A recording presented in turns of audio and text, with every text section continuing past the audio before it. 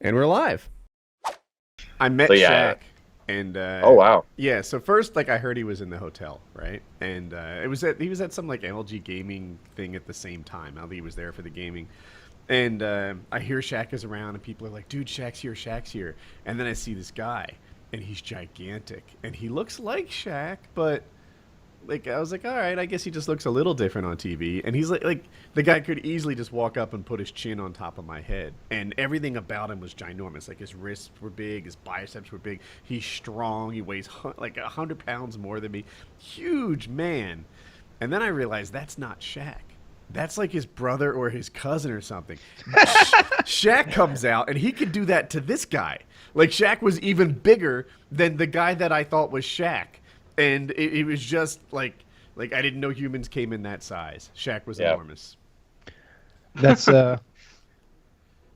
the oh god damn it, who's the 80s action? Steven Seagal. I saw Steven Seagal at SHOT Show, and he was standing there signing an autograph for someone. So I didn't speak to him or anything, but I stood next to him to kind of size up on the Steven Seagal scale. He's a big boy. I'm gonna guess he's about 6'4", maybe 6'5", but I doubt it. He's at least 6'4", like a legit 6'4", and at that time 280 pounds. I don't know. Yeah, okay. More than that it's now, just as right? He was chubby and very bald, and he had a bandana do-rag situation going on, and he had a lot of either tanner or spray tan or something on because he just didn't look human. He had those Donald Trump. He had those Donald Trump eyes where they're real pale, like near the eyeball, but everything else is kind of orange. And he was still doing that fucking voice that he puts on for the movies. I heard him. He was like, "Yeah, what do you want me to say?" You know, like while he's like writing the autograph, and he's like, "What are you doing, trying to intimidate this person you're signing the autograph for?" He seemed like kind of a douche. But that's the thing about Steven Seagal. I can't tell if he knows he's a goof or not. Right. So if you're a UFC fan in particular, he doesn't know. Yeah. Tell him the UFC stuff, and if you want, I think there's videos of him being silly and like doing that faux like flipping people around and stuff. He's met with Anderson Silva. If people don't know him, he's some people consider him. I don't like his steroid-tainted legacy, but they consider him the greatest of all time. He certainly has the most title defenses and crazy stuff like that. And Steven Seagal goes out there and says he taught him how to fight. He's like, "Oh yeah, that forward front kick he knocked out Vitor Belfort with, I taught him that just recently," and he's seemingly serious about it, and I can't tell for sure. It's so obvious to me he's a goof, but he never lets up. You think he could be a troll? It could basically. be, right? Basically. Maybe? Don't you think it's possible? Because how could someone be that delusional? Because that doesn't look like someone who's taking themselves seriously. Oh, let me look. What do we have here? Yeah, that looks like someone who's on the wrong side of fame. Do you want to watch this together? Sure. 4 minutes. Let's give it a go. Let's see what it's like. Kyle's not present, but we can give it a go. All right. Ready, set, play. Ariel Helwani post-fight at UFC 126 alongside Steven Seagal after Anderson Silva's brilliant win over Vitor Belfort tonight. And Mr. Seagal, thank you very much for the time, first and foremost. Anderson, after the fight, said that he learned that front kick to the face from you. Right. Where'd you teach that? Where'd you learn that? Where did I learn it? Well, I learned it, sort of a variation of that in Japan probably 30, 40 years ago, and I've been perfecting it all these years. It's not exactly karate, it's just something that I created that's a little bit different that I thought Anderson could learn well because he's sort of a natural-born athlete. He has very quick hands and feet, and his kicks are good to begin with, so I started teaching him kicks that I thought he could really hurt people with, and in practice he was knocking people out with body shots. At that point I knew he was going to start to really make these kicks, work. Have you ever seen someone in a combat sports match knock someone out with that kick? The best part of this is that this guy doesn't even do his own stunts in his action movies anymore. He's apparently able to do all this amazing stuff. And he's talking like he's got a shot collar on that's going to get him if he gets just a little bit too loud. Well, let me just talk to you this volume. That's what awesome. were your thoughts on this is how people first talk, couple minutes of the fight where they were sort of not really much liking like each other? I just felt Yeah, he looks like a real goober there. I can't believe he's serious. No stunts anymore. Could he be trolling us? I don't think so. I think that that's someone who let. Mainline publication. I don't know. It's like if Chris Pratt suddenly decided that he was the Guardian of the Galaxy and was going to sign up for NASA. Like he really thinks. I think that's why he became a cop, right? Because he thinks that he's the cat's pajamas and that he is a real hard ass. When maybe he is like a real hard ass. He's a big guy, but he's also old and a bad actor and. I don't know. Even like. His best movie, which I guess you could maybe say is Under Siege, is really just a pale ripoff of Die Hard on a boat, and not even really that good. Yeah, nothing about his career has been good. Like this is all he is. So maybe he realizes the only thing I am is kind of something for people to poke and prod at and joke at my expense. So I'll just embrace this whole faux ninja kind of mystique that I've made for myself and see where it goes. So that could be it, but that's way more brilliant than I think he is. Martial arts, since the UFC started or MMA started, has gone through like a ton of evolution and revolution in the last like 20 years. Because if you go back to like, you guys are probably too young, but when I was a kid, people thought the baddest motherfuckers on the earth were those like gymnasts from the 1970s kung fu movies, right? Like they thought that was the toughest people were. It turns out that the toughest people at the time were like wrestlers from the Midwest or something. Like that style was the one that seemed to win all the time. And the bullshit martial arts and the real martial arts got divided. Like you could see what was what. Boxing, turns out that's real. That's a thing that works. Brazilian Jiu-Jitsu, Muay Thai, wrestling, all those things were like real things. Karate was sort of in the middle. What about ninjutsu? Ninjutsu no one does ninjutsu in MMA fighting. And then, when they lose everything, like the ninjas and such, they're like, oh no. The moves that I could do were so deadly that my death touch would be illegal in that sport. Kung Fu is another one that was totally bullshit. And the reason I brought this up, Aikido, which is what Steven Seagal does, bullshit. It's this idea that I can somehow grab your wrist and like make you flip over and fall on your back and stuff. So it's just like a movie. It's what he did in those movies. Mm-hmm. So he's a 7th degree black belt in Aikido. But I'm telling you, like if he grabbed your wrist and you decided not to, then like it's total horseshit. Like you just be like, no, like here's how I'll make Taylor do a front flip and roll into the ground and flail out.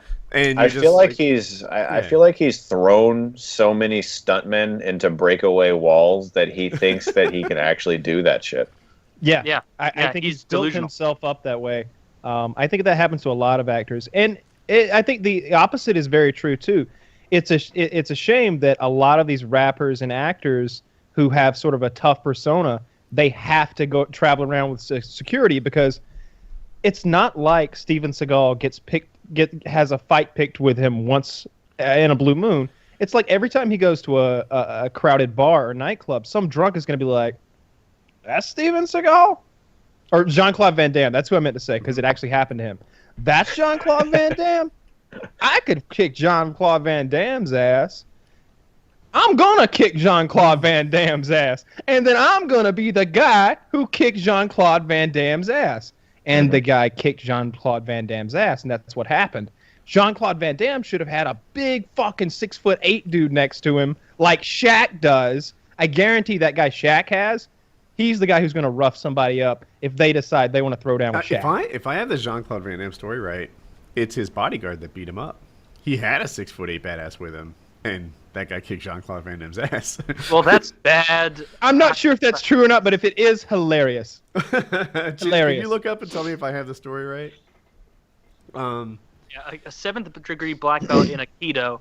So is this just you saying that it's bullshit, or is it kind of an understood thing in the MMA community that this is nonsense? I would say it's widely understood. There's a couple. So it's kind of like being like an 8th prestige in Call of Duty. Like you actually earned that. Nothing's done. I'm sure you actually earned this Aikido shit. Just like I'm sure you actually earn it, but it doesn't help you, right? There's some guy out there who thinks it works. Have you ever seen the video on YouTube of this guy? He thought that his like mind jitsu or something could actually fend someone off, and I'm sure Kyle's seen it. The guy, like, I can challenge someone. This kind of amateur karate douche goes in his gi and just starts beating the shit out of this master who's trying to, like, this is his move is like, the issue was him back. That he was like this. he would put all these demonstrations where he would have a dozen students attack him like he's Bruce Lee, and very quickly with short, quick movements, and he would grab the wrist and flip them, kind of like we were discussing earlier, and they would just be flying like paper mache all around him. And then there's this challenge, this actual throwdown between him and a fighter, and the fighter does what fighters do. He punches the guy in the mouth immediately, and the ninjutsu master, Shaolin monk, air tactic guy goes, "Fuck, I bleed? I didn't know I had blood in me. Nobody's ever dared fucking hit me before because I flipped so many people through the air all day." Did you see like his little preview technique where it wasn't even the whole like grab and flip, which he does, but he had like 12 of his guys like running at him at the same time, and he did like a and like just from a distance just like waved them, and it was like they were a wave at a baseball game, and they all it was crumbled. like he got lazy. It was like for a while he would be into it in high effort. There would be like a ta ta ta and like knock a guy out, and then the next guy he just kind of grabs his wrist and twists it, and the guy goes flipping through the air, and the next guy he just kind of slaps him in the neck and he falls over unconscious. But then the guy after that, he just kind of points at him and goes, "Woo!" And the guy just literally does a cartwheel and falls on his neck. And he goes like, "Whoa, what now?" And then, like Taylor said, he goes, "Ha!" And a whole wave of people just like scatter like bowling pins. In fairness, this fake martial arts guy, does he not have the better skill? Right? Like, he's a manipulative. He's just a cult leader. He's a cult leader. That's where I was headed on this. Like that guy, the martial artist that beat him up, right? He's probably in the top 5% of tough guys. I mean, he didn't even look like a pro athlete or anything. Let's just admit that he's a regular tough guy. I'm 100% sure you could beat up that master. 100% sure. Oh, yeah. But what good is that? That master has managed to carve out a career for himself just doing this with his hand. That's amazing.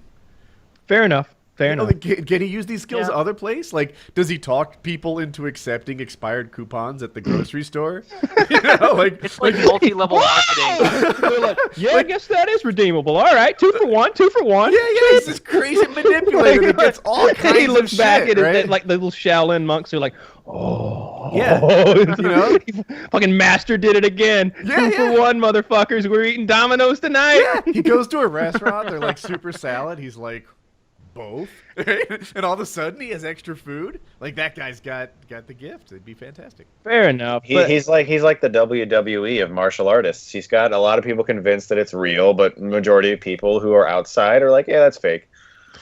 I don't get his lines wrong too. He's like, "If you actually believe that I do not know how to control you," like, just, I don't know. I just picture him doing the Hulk Hogan thing. I like that in combat sports, you can actually say who is better, like 100%. Like, sometimes the Braves are going to beat the Yankees, and some days the Yankees are going to beat the Braves. That's why they play 7 games, to decide this thing. But when a fight happens, you know at the end of the fight, like who won and who lost. I love that about it.